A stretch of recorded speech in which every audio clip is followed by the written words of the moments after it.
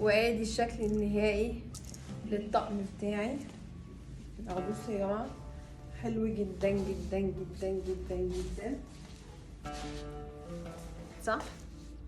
وما حطيتش اي حاجه خالص غير روج بس. تمام، ادي اول حاجه للوك بتاع الكوت البيج. هنبتدي بقى نلبسه بطريقه تانية. يلا بينا. ومعايا الروج الحلو ده،